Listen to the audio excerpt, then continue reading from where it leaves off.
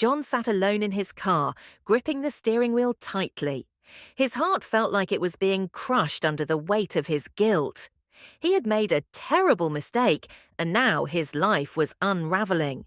He glanced at his phone, hoping for some kind of distraction, but there was nothing. No messages, no calls, nothing to ease his mind.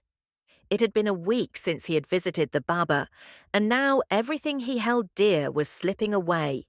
His wife, Moji, was barely a shadow of herself. She hardly spoke, her warm smile and loving touch replaced by a cold silence.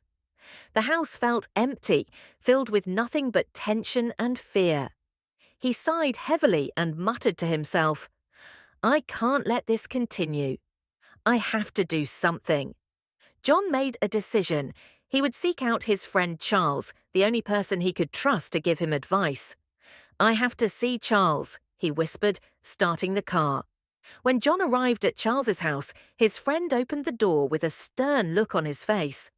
"John, what have you done?" Charles asked, his voice laced with anger. "How could you make such a foolish choice? Do you even realize what's at stake?" John's voice cracked as he tried to explain. "I don't know what to do, Charles. I'm losing Moji. She's not herself anymore.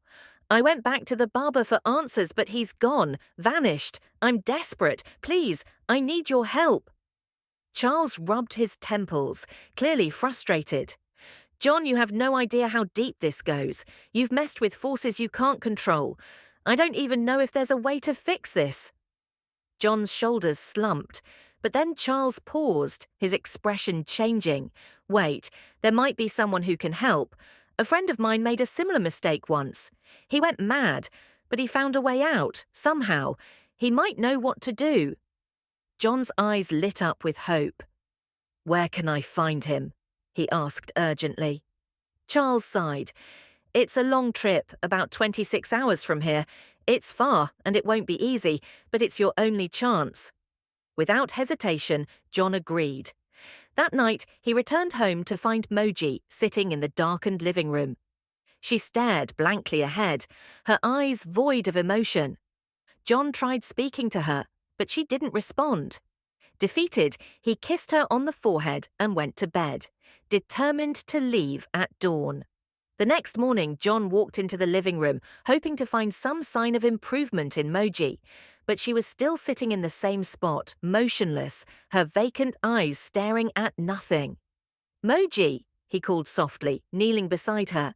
She didn't respond, not even a flicker of recognition in her face. His heart ached, but he knew he couldn't stay. Time was running out and he had to meet Charles. He gently touched her hand, whispering, "I'm doing this for us, Moji. Please hang on." He grabbed his bag and left, the sound of the door closing echoing in his ears. John met Charles at the agreed location. Charles had a grim expression as they set off. The journey was long, the road rough and uneven. They drove for hours in silence, the air between them heavy with unspoken tension. Occasionally, Charles gave short, sharp directions. After 26 grueling hours, they arrived at a well-built house with fresh paint, spotless windows, a carved oak door, and vibrant flower-lined pathways. A worker invited them in after Charles introduced himself. Charles had already involved Stephen that he would be coming. As they stepped into the beautiful furniture house, they were offered a seat and a glass of juice. A maid then went to call her boss, and minutes later Stephen stepped out, his frame thin, his face pale and drawn, but his eyes sharp and piercing. "How are you, Charles, and why have you come here?" he asked, his voice flat but firm. Charles stepped forward. "This is John. He made a mistake with the Baba, and now he's paying for it." Stephen studied John for a moment before saying immediately, he was a straightforward person that had no time to waste. "You've entangled yourself in something far worse than you realize. The Baba thrives on human blood. To undo this curse, you must sacrifice the one bound to it, your wife." John's stomach twisted, and he shook his head vehemently. "No, I can't do that. There has to be another way." Stephen's expression didn't change. "There isn't. I've been in your shoes. I had to kill my girlfriend to save myself." John staggered back, horrified. Before he could respond, Charles cleared his throat nervously. "John, I've been through this too. I sacrificed my sister." John turned to Charles, disbelief and rage boiling over. "You what? You knew all this, and you still introduced me to that Baba? How could you do this to me?" Charles avoided his gaze, his face dark with shame. "The Baba makes sure we fail, John. It's how he keeps his power. I had no choice. I had to tell you because he demanded it." Fury erupted in John as he stormed out of the house, leaving Charles behind. His mind raced as he tried to process the betrayal and the horrifying truth of what lay ahead. When John returned home, he found Moji still sitting in the exact spot he had left her the night before. She looked pale, frail, and lifeless, her eyes staring blankly into nothingness. Panic surged through him as he rushed to her side. "Moji!" he called, shaking her gently. There was no response. Desperate, he grabbed a cup of water and splashed it on her face, then lightly slapped her cheeks. "Moji, please wake up," he pleaded, his voice cracking. Finally, she blinked slowly and looked up at him with weak, confused eyes.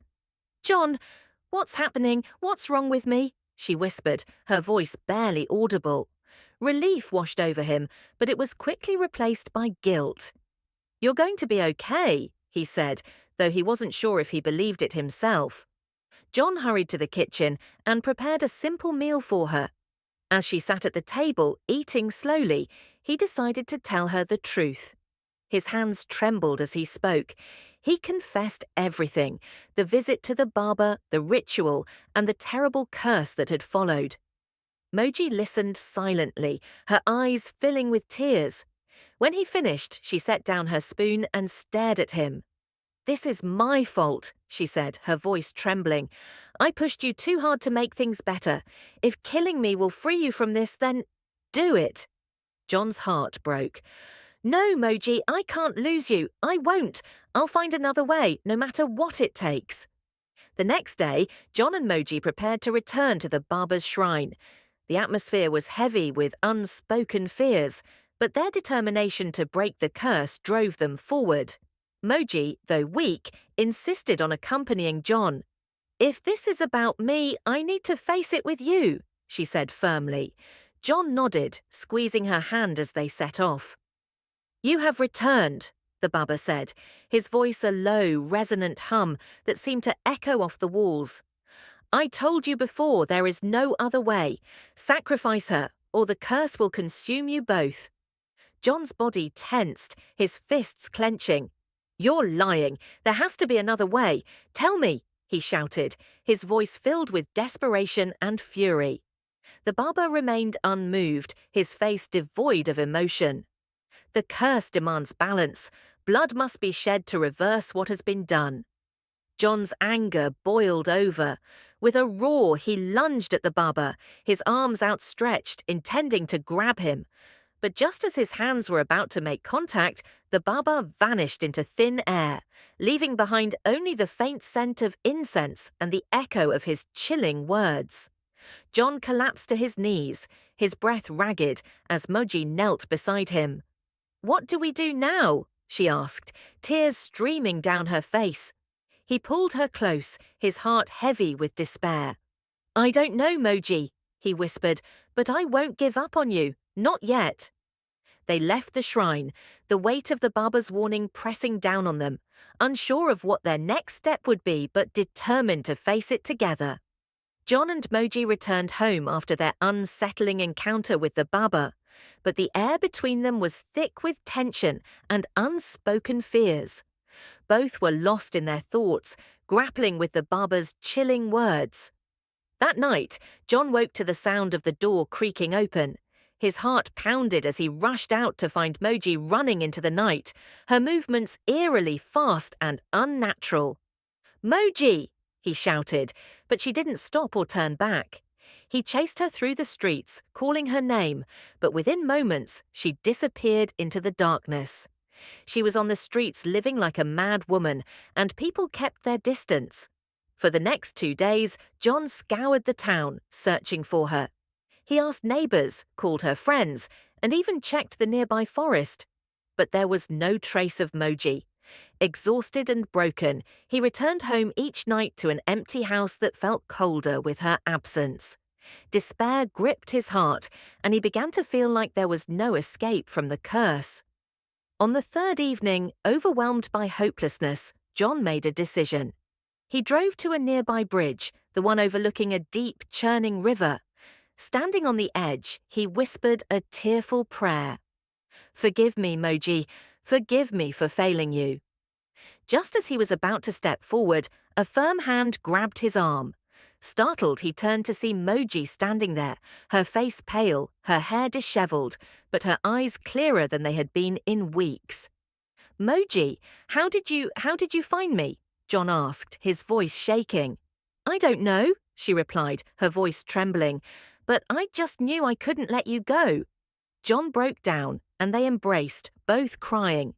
Together, they returned home, vowing to fight the curse side by side, no matter the cost. The following day, Moji's parents came to visit after hearing about their struggles.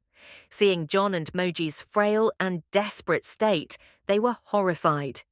"You can't go on like this," Moji's mother said firmly.